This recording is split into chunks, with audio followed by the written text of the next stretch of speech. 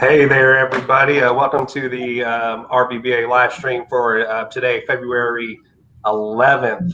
We are here today with Doc. We have KC here, and today we're talking about telling your story, what your story is, the importance of it, how to tell a compelling story, and how that really does help you gain some business and gain some potential clients there. Doc, how's it going, man? Man, couldn't be things couldn't be better, man. Nice chilly day to keep cruising through February. You know what I mean? Got some winter blast coming at us. Old man winter is. I guess the groundhog really did see his shadow, huh? What's really going on? So yeah, so it's just been one of those. It's been a great day. Busy. Always getting ahead. Always trying to find the silver lining in life. So looking forward to discussing each other's story tonight. It's $10,000 Thursday. If you guys out there been killing it, been making those leads, been converting leads into clients, converting clients into closed deals. All of that needs to take place every single day. Living those ABCs of always be closing. So yeah, couldn't be more grateful for today. That's for sure. Awesome. So, I'm just curious today, a day like today, dangerous to be up there on roofs, be out there on the streets a little bit too. What's a roofer do on a day like this? We dial in to make each other better inside our team. Nice. We hit the books. We talk about objections. We write blogs. We send out information to realtors. We review previous leads, follow-ups. Yeah, just because it's a snow day don't mean it's not a work day. Awesome. You know what I mean? We continue to build those relationships. You know what I mean? We stay busy and proactive and continue to grow. So yeah, that's what I love about this group. Always working, always trying to improve on themselves. KC, how are you doing today? Man, I'm great. It's been a, snow day, but we had a little reprieve. Madison toughed it out, went to the office today. So props to Mads. Thank you for that. And, working from home, one thing the pandemic taught the legal profession, and I think it's probably the best thing, and it's probably here to stay, is that, with Zoom TV, man, and everybody's laughing about the kitty cat meme.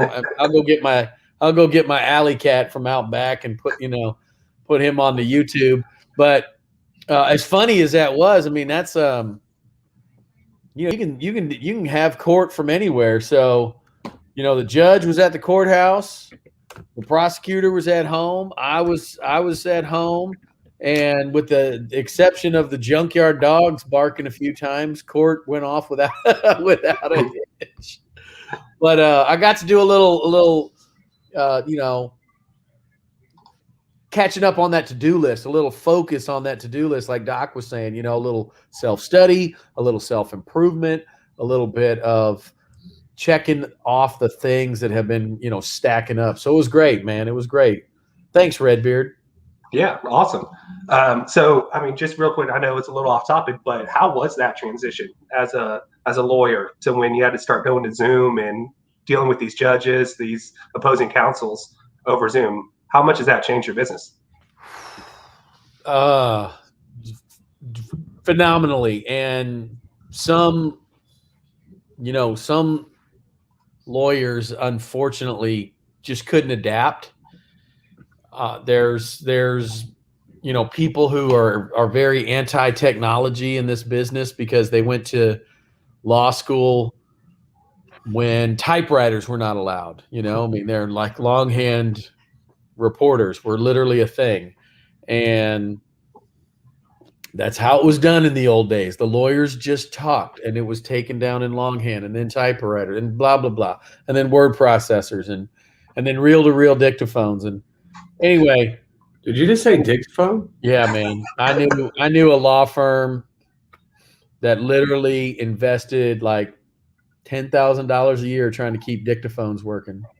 There's a little shop down on Industrial near the criminal court building near Crowley that all they did was fix reel to reel, and they had a deal with 3M to get those micro cassettes.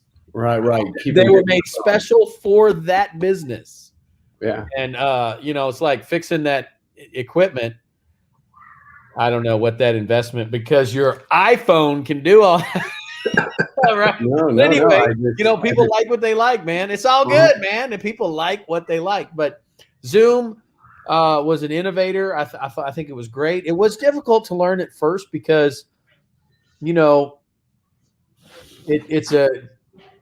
it's completely different to have you're not in the courtroom. You can't get, you think you can't get the persuasive communication that you were doing before. A lot of it has to do with the topic tonight is telling a compelling story, being interesting, keeping the hook, and knowing when to stop, right? I tell people all the time, trial is like boxing. More than any other sport, it literally is like boxing, especially if it's a trial, a final trial. You want to land more punches than you take. You want to stay off the ropes.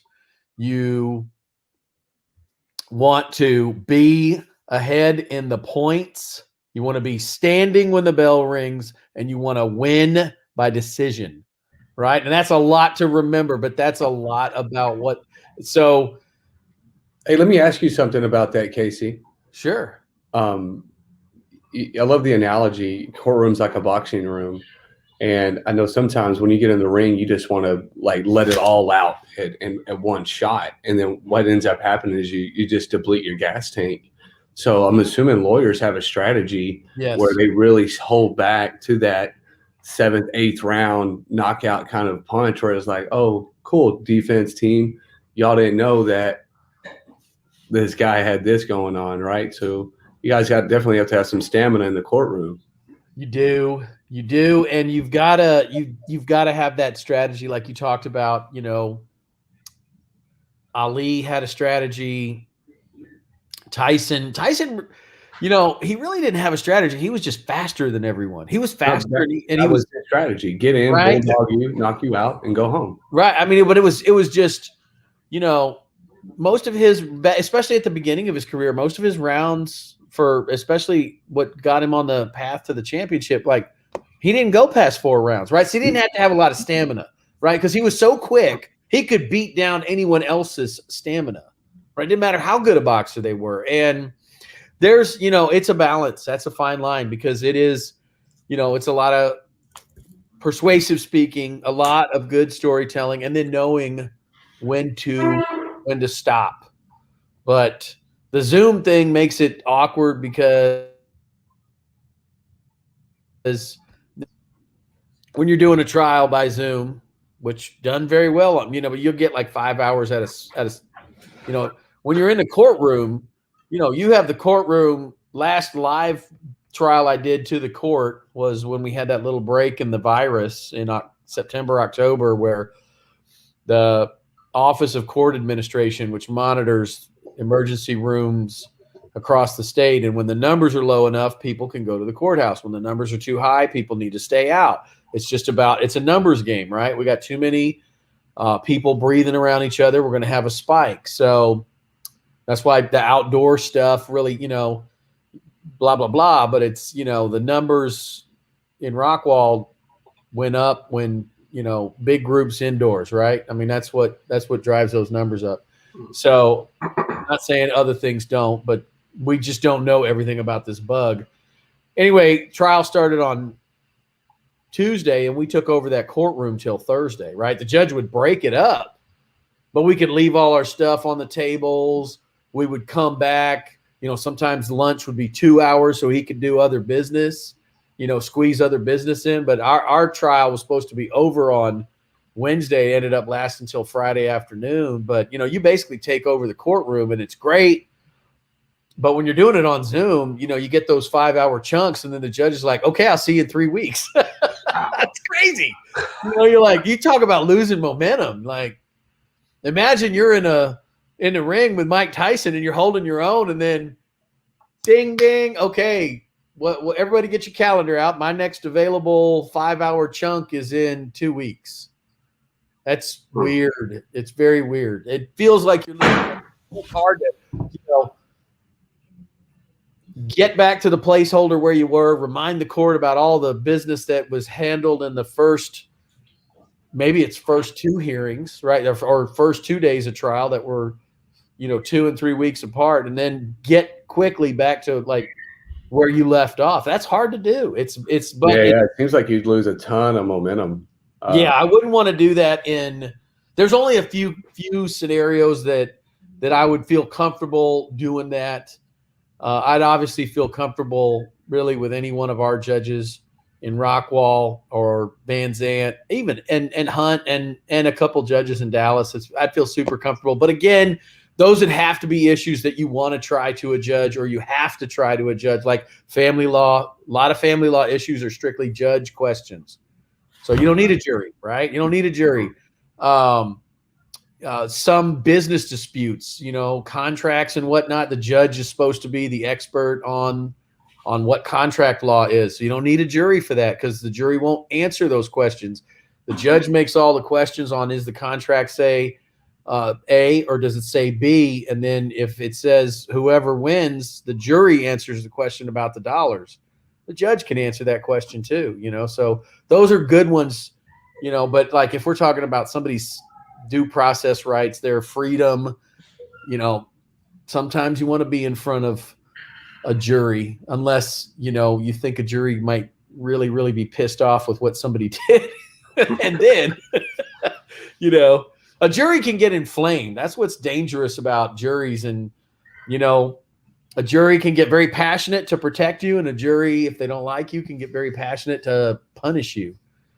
And it's got to be a balancing act, man. Yeah. So again, it's it's that you got to make a decision. Do you want to be in the ring?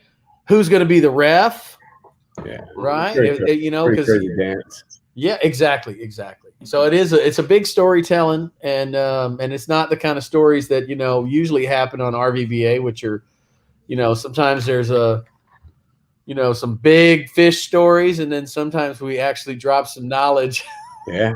Where's Skinner tonight? Did he get the night off? And I didn't get the memo. I think he's still working. You never know, man. He's been going hard in the paint, and trying to balance life, business, professional. Those other duties. Making the wife happy, making the kid. You know what I mean? So sometimes life just gets super fast, and next thing you know, he's probably looking at his clock, going, "Oh no, it's 1800." But it's okay, man. We got that's the cool thing about the RVBA, that we're a team. We're able to pick up on each other's slack. We're able to fill in and get in where we fit in. So we got Sean here, and I guess our topic is telling our story. But before I get too deep into my story, too deep into KC's story, I want to know what Sean's story is. Why are you at the chamber? What brought you to the Rockwall Chamber of Commerce, and what led you down this road to get you there? So it really was happenstance. So I'm not native to this area. I'm a Houstonian, KC, represent right there. So, I moved up here. My wife, Charlie, she's from this area. She grew up here, went to school here, everything. Met her in college. She graduated. I had, spent 2 years there. That wasn't for me, but I hung around the town, and it was the best thing for me. Met her. Now we're married. We have a beautiful little girl together, all that good stuff. So, that was just a great thing. So moved here, kind of bounced around a little bit, had a job at a pizza place. I was managing a couple of those, which was great. And then I got this opportunity for a small marketing firm that was here in town. And so that really, I always knew that the marketing side of business, I really loved that. I really liked the psychology that's behind it. So that really gave me a chance to kind of stretch those muscles and figure all that out. And then the former chamber president, Dana Matlick, I've been friends with her son and her daughter-in-law for a while, for probably about 6 or 7 years now. And, there was a position open at the chamber, and she had heard of me. She had met me a couple of times too, really liked what she saw. And she just told me, like, hey, if you want to come over, I got a job for you. We'll fit you in there wherever we can fit you in there. I just want you on my team. So that's the short of it. That's how I got there. She hired me as a salesperson too. And I'll tell you, me as direct sales, you want me to come in and pitch somebody on something and get them to buy it right now. I'm not that guy, and I told her that to start with. And I'll give Darby a whole lot of credit because, Dana brought me in there, we talked, and then she pulled Darby in and she was like, hey, here's your guy. And Darby's first question was, how do you feel about sales? And I said, I hate it. And she was like, okay, well, that's going to be a little bit of a problem here because that's going to be your main job to start with. And, I'll tell you, she stuck with me. She trained me a little bit under that. And then once the chamber got to a spot where they could have this designated marketing person, I was a natural fit for that. So that's how I got there. And, I've loved it ever since. It's been about 4.5 years now. I was able to take that 18 months at the marketing firm, apply a whole lot of it here, learn a whole different side of it, run in a good portion of, all the strategy, all the creation and everything that we have at the chamber. But that's what brought me here. Yeah. And of course, hooking up with guys like y'all who are always pushing me, pushing all of us, everyone around you to improve. Doc, we were just talking beforehand about a little slip up we had on another show. And, you're right. We just got to keep pushing, just keep moving forward. And that's where I'm at. Yeah. So it takes a special individual to be able to do marketing effectively. In my opinion, it's a tedious and monotonous ordeal. And you have to make tons of mistakes, and you have to be confident in what you've done in order to put it out into the universe. And sometimes the universe slings that shit right back to you and say, nah, not today, Sean. You're going to have to go back and do it again. And to be able to have that, to be able to maintain that stamina and that steam to just keep plugging and always being creative, right? Because that's what makes marketing successful. Is how can I stand out from my competition? Or what sort of value can I offer somebody that wants to join the chamber? And so you really have to dig deep. And I would assume a great way to do that is to speak to current chamber members and get what they love about the chamber and incorporate that into a marketing strategy, using testimonials, using whatever they say as to why they're continuously being a part of the Chamber of Commerce. And so people say I should market, but it's not for me. Like you said, sales ain't for you. Marketing isn't for me. I can come up with some great ideas. I feel that I'm what's considered a visionary. If you hand me a problem, I promise you I'll be able to find a solution and make it entertaining to boot. You know what I mean? And a lot of that has to do with your enthusiasm, has to do with your self-confidence. It has to do a lot with the knowledge that you possess from previous years of experience.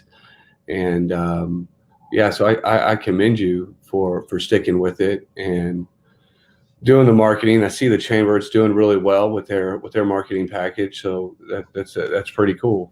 I appreciate that, Sean. No, thank you. Yeah, that means a lot hearing that from you. So it's your responsibility, Sean, to ask us what part of our story that you want to know about. What do you think these people out there listening want to know about myself and KC? Because my story's kind of rated R. So I better.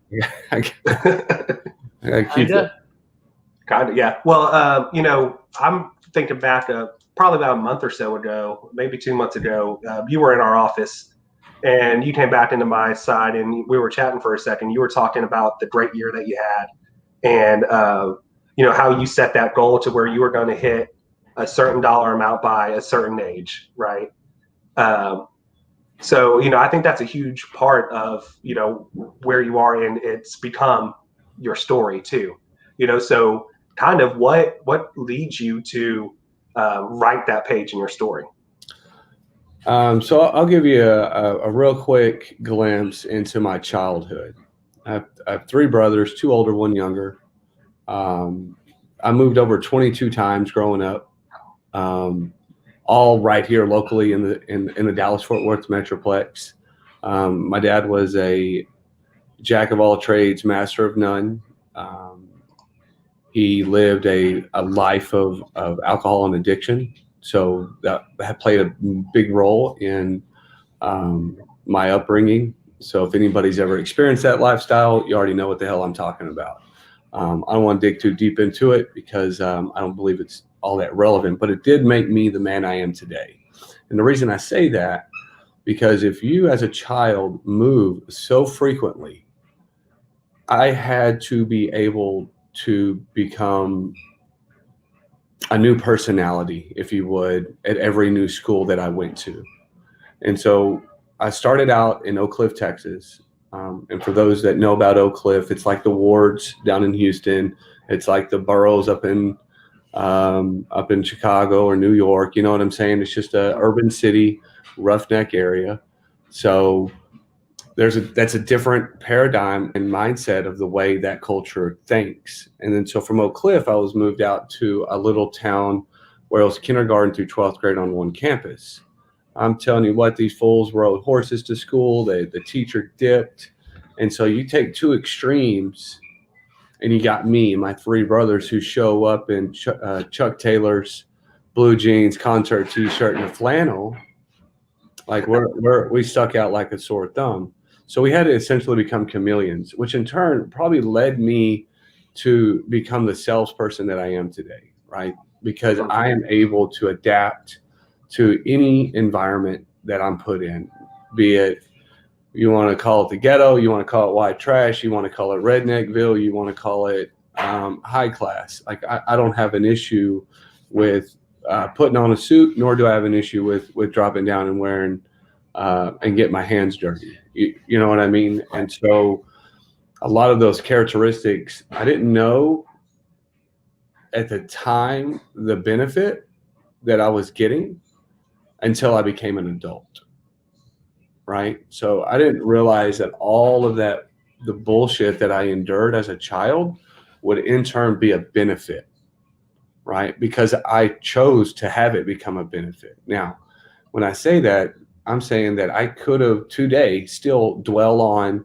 a poor me attitude, right? The reason this didn't happen is because, right, I could have a litany of those excuses. Or, like I said earlier when we started, that there's always a silver lining regardless, right? So today I'm able to find those silver linings, tap into my childhood, tap into when I was a young adult, and be able to pull from those and say, all right, I've already experienced that adversity. How am I going to use it to benefit me, right? And so fast forward a little bit, I joined the Navy in 99 and did all of about a 1 year's worth of training and was attached to a Marine Corps unit. But during the process, I had a petty officer he outranked me. He was my superior, and he was like, Mike, do you want to sell Amway? I was like, what is this Amway you'd speak of? And he was also known as Quick Star, right? And I was like, yeah, I'm in. So we go to this house in San Diego, and they hand out these little books and what have you. And basically it's a pyramid scheme, right? You buy toilet paper, non-perishable items on the internet. And I was like, whatever, let's ride it. Let's try it. So I did that. That was my first deal in sales. And you think, well, why didn't I stay with it? Because it was bullshit. Like the product was trash. I was like, I'm out. I'm not doing this anymore. But it was my first taste into like this multi-level marketing paradigm. So that's what kind of planted the seed, if that makes sense, right? That's what planted the seed for me that says, you know what, Mike, you do like people. You do like giving value to people. Let's ride this out. Let's see what happens. And in 2011, I opened up my first company, which is USA Mobile Drug Testing. So again, in 2011, what year are we in? We're in 2021? Shit. Yes, 10 years ago. Looks like I'm going up on my 10-year mark. So that's huge. And that company is a business to business market. Okay. It is not a consumer to business. It is not a product to consumer business. This is strictly me contacting manufacturing, truck drivers, so on and so forth for safety and compliance. Now, if you've ever been out there and you've tried to sold a product or a service to a business and that business already has something similar in place, trying to convince them that I'm better than what they're currently using is a challenge. Right. Right. And so I was able to today I have probably over 350 to 400 clients that I oversee and maintain. But people ask, well, how did you get those clients? And I was pretty clever, right? So I got a part-time job as a courier, and I would deliver whatever they wanted to these manufacturers. So I'd go in, I'd deliver whatever product, and then I would go around the back door and ask for the safety and HR department. And then I would pitch them on the drug testing. So basically that was the way I got my leads, right? As a courier. And so they recognized me, they recognized my face, they knew who I was, I built a rapport with them, and I was honest, right? So a big portion of telling your story is being honest, being very transparent and being candid. Because if you're not confident and you're not proud of your story, then is your story worth telling? Right? I have zero qualms. I told my story at the age of 14 in front of 1,500 kids about my childhood. You know what I mean? And so that's where another seed was planted, where I was like, you know what? I want to be a public speaker, right? I haven't gotten there yet, but and I use the word yet because it will happen. Am I right, Casey? Like that shit's going to happen. Yeah, that's happening. And so I kind of utilized my skill set of thinking outside the box, and be able to grow that business secondarily. Also, during that time of the startup, I was knocking doors to sell roofs when a hailstorm hit in 2014, right? Mm-hmm. And so that's where I got my feet wet in the roofing industry. And I was good, right? Selling broken roofs, I was good at it, right? Yeah. There's two reasons. One, I'm trustworthy, honest, able to tell a story, and made the homeowner feel comfortable with what I was doing because it was fully transparent. This is what happened. This is what's going to take place. This is the end result. And as long as that pattern stayed consistent, and you just rinse and repeat, right? Right. And so, but that contractor, that business owner, he was kind of shady. And he got me for a pretty good chunk of cash and went back to Arizona with about 20,000 of my dollars. Put a sour taste in my mouth. I was like, you know what? I'm out. I'll never do roofing again. You guys are scammers. You guys, you know what I mean? I just didn't want to do it. Mm-hmm. Fast forward a few years, hailstorm comes through Rockwall. My wife's like, Mike, you were really good at that. Why don't you give it another shot? And I was like, no, I'm not. I'm focused on my other business. And then she hit me in my feels, right? She said, I bet you can't. I was like, whoa. Time out, because that's what drives me is when somebody says you can't do something. Mm-hmm. Right? It's a challenge to me. I was like, you know what? Hold my beer, watch this shit, right? And I went out and I started knocking doors and building relationships and got my first roof. I started the roofing company with $0. I went to Home Depot, got a Home Depot credit card. I did some research on some roofing crews, interviewed them. And away I went. First check came in, paid the laborers, paid the material. Second check came in, rinse and repeat. Here I am 6 years later, operating full swing, growing the company. But understand that this was not an easy process of trying to maintain one company, start another company, still be the father, the husband, and support my wife's dreams, right? So there's a lot of different moving parts inside of being a business owner. And Casey can attest to this. He works with his wife. I mean, which kudos to you, brother. Yeah, I mean, I've been working a few weeks here just in the same house with my wife, and that's rough enough. So. Well, and it's the happy couple in a marital bliss and domestication. It's great. So, I'm gonna pay for that one later. So through a lot of adversity, I met with a lot of great veterans here in Rockwall. And I'll be honest, when I got out of the service, I did not want to have shit to do with veterans. I didn't want to have nothing to do with the government. It left a horrible taste in my mouth. The way they let me out of the service was just like, here's your piece of paper. Good luck. Right. And I was like, I'm out. You know what I mean? I didn't need you. I don't want you. You know what I mean? And I had this poor way of thinking, right? Until I met these guys out here in Rockwall, and they introduced me to the RVBA, and then I was introduced to another group of guys and the American Legion, and I started plugging in with some of these other people that, in my opinion, were smarter than me at that time, right? Mm-hmm. And so, as the story goes, I began to stay consistent, and me and my wife made an agreement that as long as we do the exact opposite that our parents did, we would be okay. And but I do recall you asking a question about these 10-year goals. I do remember that conversation in your deal. So when I was 14 years old, I went into the ROTC because I knew that I was going to join the military so that I could get out of the current situation I was living in, right? So that's what planted a seed of thinking in advance, right? Thinking 5 years down the road, 10 years down the road. And when I did that, I joined the military. I set another goal of 10 years and said, by the time I get out of the service, I want to have my bachelor's degree, or 10 years from today, I want to have my bachelor's degree. I want to be out of the service, and I want to own a home. I accomplished all three of those things, right? When I turned 30, I had a new 10-year goal of I want to own my own company, and I want to be a millionaire, and I want to own another home, right? That came true last year, right?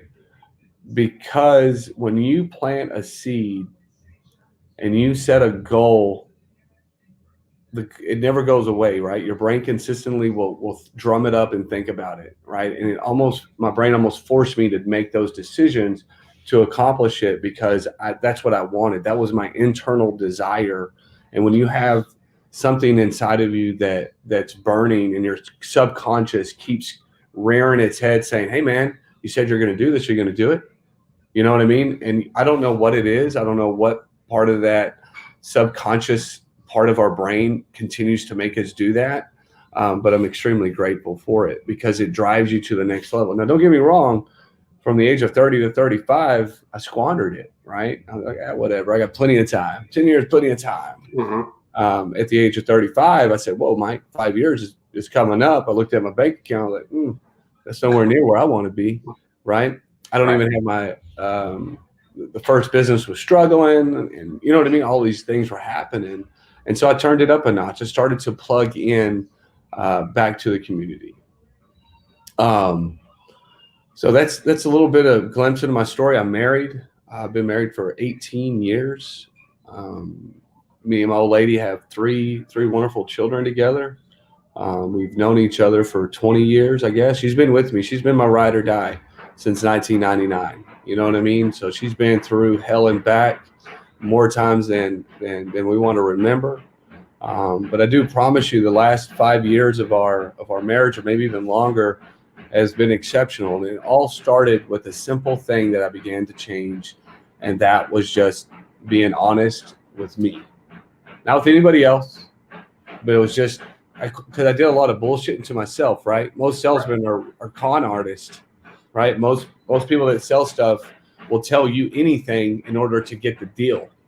And you don't feel a lot of pride out of that. You know what I mean? And I used to sell that away. And I was good. I could sell Eskimo to a woman in a white T-shirt. You know what I mean? Because I was relentless. But the joy wasn't there, right? What do we call those? We deposit checks to the heart, right? It wasn't there. And because that wasn't long-lasting results, and that wasn't long-lasting income. And so whenever I began to change the way I thought, and what really helped me change that was a book called Think and Grow Rich, which really expanded my mind, right? And then you start plugging into other influencers like Zig Ziglar, Grant Cardone, hell, even some of the guys here locally, you know, that have done it before. Mike Shoto, who owns several car dealerships. You got Quentin Evanetti that's insanely successful. So just here in Rockwall alone, you think, what are we like, fifth or 10th wealthiest counties in Texas. Right. And so when those people are right there at your fingertips, it's imperative that you get out there and you shake hands with those people and not be intimidated. I learned a long time ago that the man that makes 10, 20 million, billion dollars, he puts his pants on one leg at a time, just like I do. So there's nothing different about one man who has a ton of money and the man who has nothing, right? The results are the same. What is your ambition like? What do your goals look like? And are you man enough, woman enough, gender neutral enough? I don't know, whatever the fucking thing is today, to be honest with yourself, right? To be honest enough to ask for help. It's another big thing that a lot of people struggle with, is being willing to become vulnerable and ask for a handout, right? Or a hand up, not a handout. We want hand up, not a handout, right? So allowing myself to become vulnerable with Jeff and Casey and Aaron and all these other people that I surround myself with has greatly benefited me. So that's just a real short story of who I am, where I'm about, and where I came from. I don't want to steal the limelight. Casey, what about you, man? I know you got some hell of a... real quick before we move on to you, Casey, Councilman Johannesson here, he's got a good question. Doc, you coming from the background you did, what can we do as a community to get these kids to think long term like you did at 14? Well, so what it was for me is I was sick and tired of being sick and tired of the situation I was living in, right? So there has to be what I like to call a rock bottom, right? Whenever you want to make a big change in your life, there had to have been a rock bottom that almost forced you into that change. Does it have to be something detrimental? Absolutely not. 90% of the time it is something bad happened, which made you go, oh shit, can't do that no more, better make some changes. But it doesn't always necessarily have to be something bad that happened. But there is a time in somebody's life that says, you know what, I'm good enough, I can do it, I want to make this happen. And oftentimes what happens is the kids that he's referring to just haven't been told that they're allowed to do it, right? The suggestion hasn't been given to them. The only reason I took up that idea was because somebody told me, hey, if you join ROTC in the 9th grade, you can be an E3 when you join the military. I was like, shit, I can make more money and all I got to do is go to 1 hour of class for 3 years. That was a no-brainer for me. So I listened, right? So I became an active listener to those that came before me to be able to make those choices. To Trace's question, I think we need to get with the high schools and be able to get in front of these students and share our experience, strength, and hope so that we can give them suggestions, right? And I love to use the word suggestion because if you tell me to do something, the odds of me doing it will be real slim. But if you're like, hey, Mike, you know what would be real cool if you did, I suggest you do this, I'd be like, you know what? I think you're right. But if you're like, Mike, you need to do this or else, I'm like, you know what? I'm going to show you that your else isn't that real because I'll find another way. A lot of people opposed with a brick wall in front of them, and I look at it as an opportunity to throw a grenade. Let's just blow the damn wall up, right? Mm-hmm. Versus I smile at adversity and say, let's play, let's go do this. So great question, Trace. Yeah, I know. Like you're saying suggestion, I like to think of it as, giving them the permission to do it. Part of what I left off of my story, I'm from a single mother home, 4 kids, who she scraped together to put us all through private school as well, right? So I'm this kid, not a lot of money, around kids who've got all the money in this private school, right? So people I grew up around, in the neighborhood I was at, they didn't go anywhere. They didn't have that permission to go anywhere. There was gangs, there was drug dealers, there was all sorts of things going on around me. But I was able to get that permission from being around other people too, who just naturally had that permission to be more than what you're supposed to be in life. So, I mean, I think that's a good thing. Like, speak that suggestions and those permissions into kids in our community who need that. That's pretty profound, man. There's a friend of mine, one of my dearest friends. He just retired. The Right Reverend George Freeman. You earned that retirement, buddy. We're gonna miss you. The thing that George always tried to, he would do a lot of fact finding. You know, he's an attorney, asked a lot of questions. He was a lot of things before he was a real successful realtor in Austin. He worked on oil rigs. He went to Iceland one year to work on a fishing boat. I mean, the dude had been around the world, done everything twice, right? And anyhow, he said that when young children are faced with adversity, they tend to, what he called it was, psychologically define themselves. And maybe that is a process that takes, some time. It takes an experience like the military. It takes a rock bottom. It takes a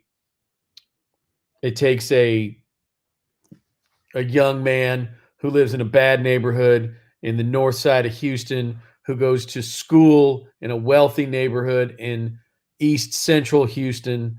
And you see the disparity between these two communities, right? And you psychologically define, these are the boundaries of shit I will and will not do, right? I know that the judgment that I feel from all these people in this school is not a healthy way to live. And I also know that the street life that these other kids that I'm growing up with are embracing is not a healthy way to live. And you define yourself, your boundaries, right? You get out of the military and they're like, hey man, sorry about your ankle, but thanks. Here's a GI Bill, right? Hopefully that'll pay for, hey, it hadn't had a pay raise since Vietnam, but here's the GI Bill, right? It'll pay for college somewhere. Where will it pay for college? Hold on. Will it pay for college in Texas? Yeah, it did. Uh-huh. With a little bit of Hazelwood Act. Yeah, it didn't. But you know what? It's fine, man. It's fine, because I knew the day that I saw my Master Chief scrubbing a stairwell with his goddamn toothbrush, that a career was not for me. I like psychologically defined that day that if that's how a 40-year vet could be disrespected, an active service member, by somebody who's grumpy about something. And I was like, man, that's not a merit-based, it didn't motivate me. It motivated me to be like, you know what, I can be more. I'm going to take my GI Bill. I'm going to go do something. Right. And I loved my job. I loved doing my job. I loved search and rescue, but not as much as other people did, because they hung in there and they did it for 25 years. And that's great. But psychologically defined, a rock bottom, knowing what these boundaries that you're not going to put up with. And, and then another big critical one, man, that story is like, I read this book. I can't make the camera work. I keep it on my bedstand now because I've read it so many times. But the first time I was introduced to that book, it was required reading in college. And I'm like, man, are you kidding me? Okay. I was like, what is this weird shit from the 30s? This guy's like part sci-fi, and, we've got telepathy, and it's all about love, and you build this team, and, but when you see the 93 Bulls, you know exactly what the hell he's talking about when he says mastermind and love, and how love drives, right? Love is the big driver in the human mind, and you got to learn how to control that. And then you got to learn to be in a group, and you've got to love that mission more than anything. And then boom, you got 72 and 10, right? And you got more diamonds on your ring. You can't even hold up your hand. You got so many diamonds on that ring. Right. Hey, but you mentioned something. I hate to cut you short, Casey, but you mentioned something extremely important to me, and that was that small 4-letter word, love. Because sometimes we can let that, we can wear it on our sleeve, and we can get taken advantage of. Yeah, that is true. That is true. Trace threw some comments up there about, being how we can teach kids about responsibility, don't have kids before you're married, stay married, things like that. But I mean, that's one of the big things that's also a message in that book, that mentor, and you got to remember that Napoleon Hill was learning from the masters of his era. These aren't concepts that he invented. They're ones he wrote down. Right. And so controlling that love emotion, so you're not reckless. Right. I mean, we've all got that bad girlfriend in the past.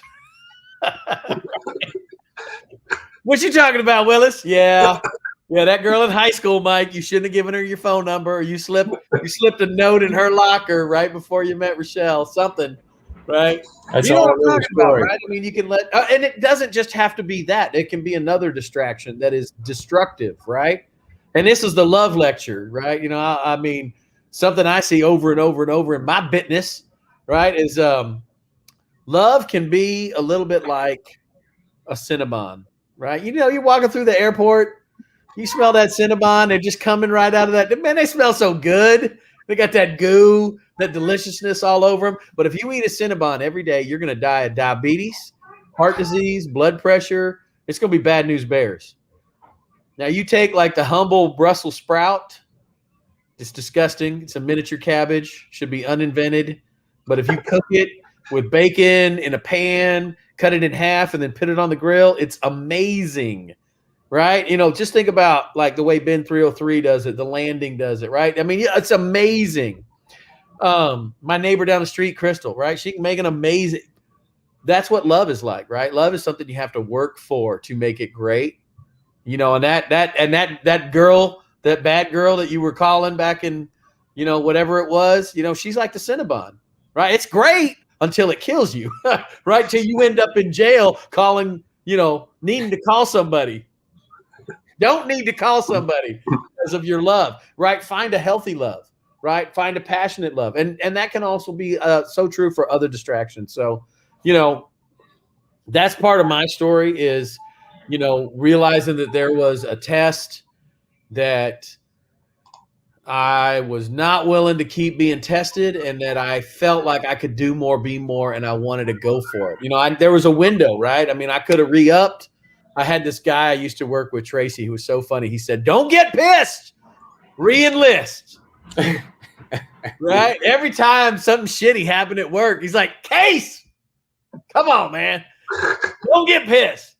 Re-enlist." He was from Buffalo, New York, man. He had an incredible jump shot. You could not block it. It was he couldn't do much on the court, man. But if he was just outside the paint a little bit, just a little bit open, just bam, that was like automatic 2 points. And that and his line are the things that I remember that the most endearing about him. So Casey, I think everyone watching this, you've always, whenever you're talking, you're telling stories just in general, you always take it back to your history. So I think we all know a good amount of how you got to where you are. But listening to Doc, he had, I think, kind of 3 defining moments that in his story that made him to where he is. 14 years old, ROTC, when you were out of the Navy right there, and then 35, right, when you realized how far behind you were on your goal. What are some of those defining moments in your story, Casey, that brought you to where you are? Well, I'll tell you, some of them have been in the recent past. So here's a big one. Got out of the military. Goal was law school. Law school, I wanted a judicial clerkship. That's a really, really sought after big, it's like you get a judicial clerkship out of law school, like that's the big leagues, right? And I made all that happen. And then it was like, well, shit, now what? Like, now what? Okay, so you worked that hard to get here, but now what?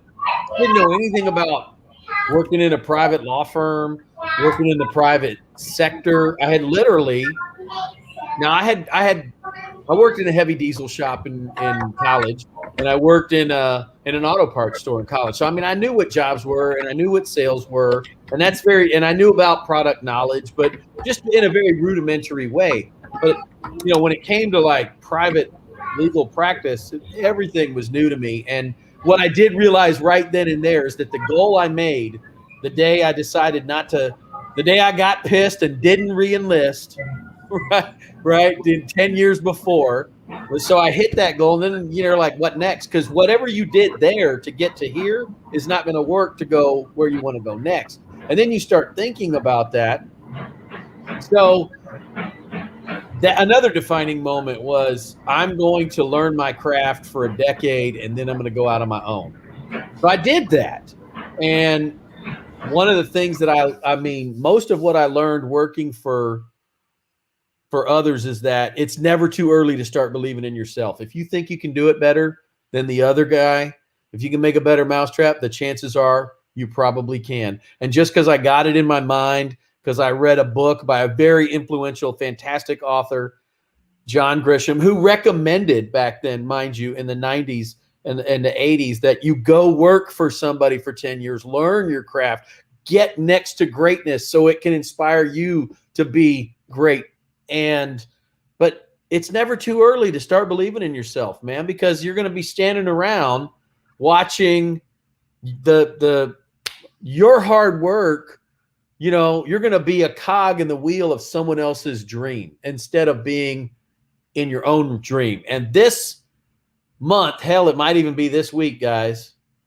Depends on whenever the Secretary of State filing was. This month is 7 years on my own, right? 7, which is a big number. It's a big, big number. So we'll no champagne till March, but you, we got a lot to say. Yeah. So what I'll say though is that you're going to see before you take that leap, and it's a big leap. Like for Jeff Skinner. And that making that decision to leave the good job, think about the song, the Creedence Clearwater song, right? Hail Mary, you'd left that good job in the city. I left one of the biggest firms in Central Dallas with a farmer, my only client, a farmer, maybe $1,200 a month in revenue, maybe on a good month. Right.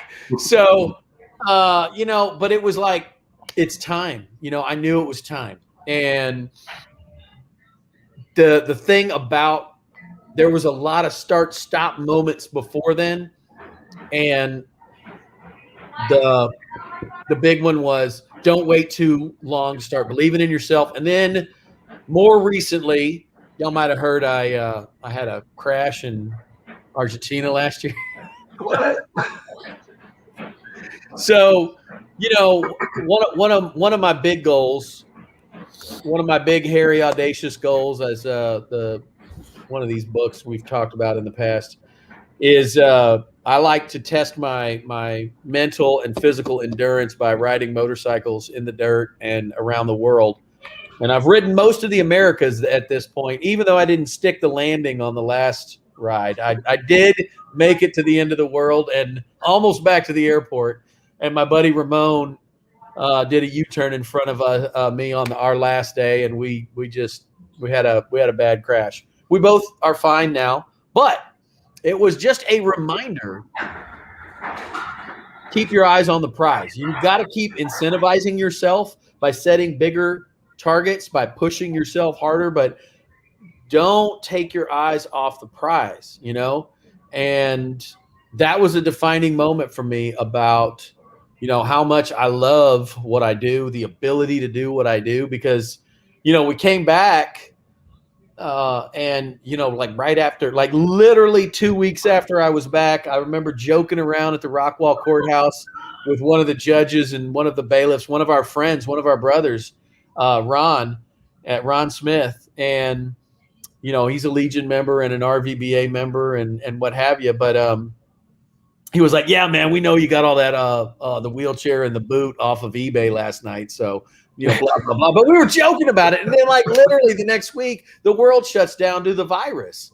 Mm-hmm. So, again, it's just that's to me, a big check back, a big defining moment where, you may be at what you think is your you're hitting above your weight class, you're stepping into the ring, and you're doing everything better than you were before. But then you find out real fast that there's two things you got to be ready to do. You got to be ready to find another level. You got to be ready to push yourself and get in a room full of people who will push you more.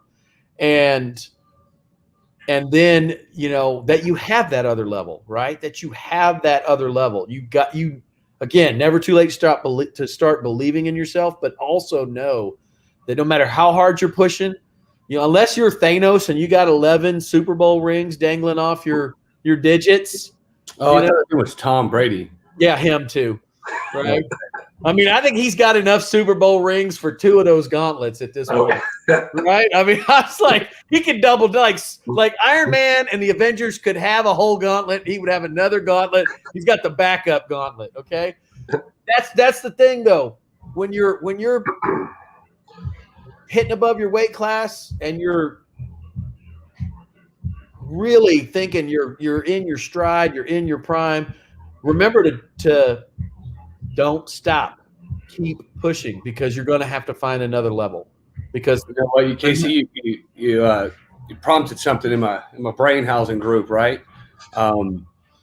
Which is one, you don't stop believing in yourself, and two, we can lose focus sometimes on that end result, right? Like I did. Like I lost focus a few times trying to attain a certain level. And what it was again, I know it sounds like a broken record, but it boiled back down to me being honest with me and saying, what am I afraid of? Like why am I holding back? What is the worst that can happen if I decided to take this risk? Like, where would I be today if I chose never to get outside of my wheelhouse, right? If I would have stayed where I was at when I was 30 years old in the same shitty ass thought processing system, and I mean, who knows where I would be? You know what I mean? I do know I'd be jails, institutions, or death. Like, real talk. That's where I would be ended up. So, because I lost focus on the bigger picture, right? I had a vision as a child, and I had a vision as a young adult. I have a vision as an older person today, and the vision is financial freedom, right? Financial freedom and no worry, to be able to move throughout life without concern of what the world is doing, right? I know a lot of times we click on the news and we see all this devastation, right? And I'll take today, for example. Balls cold. Colder than an Eskimo ice fishing in his boxers. You know what I'm saying? Like, it was balls cold. it was cold. Cold. I can't even, you know what I mean? And everybody's out there, oh my gosh, wreck after wreck after wreck. And it's all this pessimism. You know what I mean? But then I think back, I'm like, you know what? We're getting a super hard freeze. Now guess what we don't have when we come into April, May, June, July? We don't have giant-sized Texas mosquitoes. Mm-hmm. So sometimes we got to bear through the suck today in order to reap the benefits of tomorrow. Yep, you got to look for those green lights that come up. Hey, I love it. I love it. And here's mine. Exactly. That's it. All right, guys. So we're coming up on an hour here. Any last-minute thoughts? Man, I mean, it seems like, you know, I feel like this is like a rock show, you know, like we just get going. Mm-hmm. Yeah, I feel like I'm just get warmed up. It just starts getting juicy. I got tons of cows here. I want to keep going. We can keep going. But. Yeah. I know, but everybody's good. Hey, Amy, Trace, and I mean, there's so many people who tune. Gabe, thank you. I want to say thank you guys for being part of our journey, for allowing us to be part of yours. But last thing, but I know I got 5 seconds. So a defining moment was when my neighbor, Dana Macklick, said, you should join the Chamber of Commerce. When Aaron Withrow walked into, I can't even remember, Fuzzy's Tacos or one of these places, and he was like, hey, man, I'm Aaron Withrow, and he was wearing an American Legion hat. And within 4 or 5 months, this group, and within 4 or 5 months, joined the American Legion just got in a group of people that have been the Chamber of Commerce and this group and the American Legion and all those other little groups within this group or that are part of this group's power base. And it has been, that was a defining moment for me. A lot of chambers all over the United States, and I've never seen one with the esprit de corps and the camaraderie and the way this group lifts it. I'm telling you, man, Dallas Chamber of Commerce has 1,000 people in it. And it's impressive when you walk into that ballroom, even in coronavirus. You walk into that ballroom and there's only 500 people in that ballroom. It's a big ass ballroom at the downtown Sheraton, but I don't think it has the referral strength, the networking, and the power base that this little Chamber of Commerce has. So I know we're running long, but you're 100% right. I've been to that chamber, and you're a lost soul inside of there. Yeah, that's a defining moment. There's no love. There's no camaraderie. There's no teamwork. And so that's what I really value about Rockwall as a whole, this small town feel, this community. When you're a part of the Rockwall Chamber, the Roy City Chamber, and the other affiliates that are a part of it, and you can really have some defining moments. You know what I'm saying? Yeah. You can really dive deep. I mean, me, Casey, and Jeff, I promise y'all, we don't see eye to eye all the time, but we are man enough to be able to listen and understand where they're coming from so that we can all make a collective smart decision that's going to benefit greater people. You know what I mean? And that's what and that's where leadership really begins to excel, is whenever you're able to hear that feedback that you don't want to hear, right? Like, Sean, you don't want to hear Darby come back to you and say, you know what, Sean, this marketing campaign, it's shit. You're like, whoa, right? Your feelings are hurt. You're like, oh my gosh, you want to go in the closet. You start second guessing yourself. You start wondering if this is where you're supposed to be in life. You know what I mean? But you have to take that feedback and saying, wow, if what did I do wrong? And so when I can go back to Casey, Jeff, Tracy, all these other cats and say, you know what, cool, you didn't like that idea? Well, tell me, what part of that idea didn't you like? Let's break down. Let's do some critical thinking. Let's brainstorm this shit. You know, let's make it happen. You know what I mean? And that's what it's all about, being held accountable. Yeah. So, you know, we, not to turn this into a plug, but we have Gabe in the comments asking, you know, how do you join the chamber? If anybody listening, watching, they want more information on joining, email me directly, Sean, SHAUN @rockwallchamber.org. I dropped that in the comments. So if that's all we got here tonight, guys, you know, next week we're going to be telling your stories again, but we'll be bringing on 4 to 5 of our RVBA members so they can tell us who they are. It'll be our monthly member spotlight show. So if you want to take part in that, still send me that email, Sean @rockwallchamber.org. Yeah, and we'll get you signed up for it. Hey, I can't encourage you guys out there enough to plug into this. Get on these little lives. We're reaching thousands of people every single week. We're touching people. I mean, I've already spoken to Gabe privately. He owns his own roofing company. He's like, Mike, what am I supposed to do when there's snow on the ground? I'm like, get to work, son. You know what I mean? So that's what it's about, is when people are reaching out to you and saying, hey, man, this is what I'm feeling. What are your thoughts? So plug into this group and plug into yourself, and the work is worth it. You get what you put into it at the end of the day. Yeah, so, that's right. Cool. I'm out. Cool. Great. Thanks for being here, guys. Thanks, guys. Yep. See you later.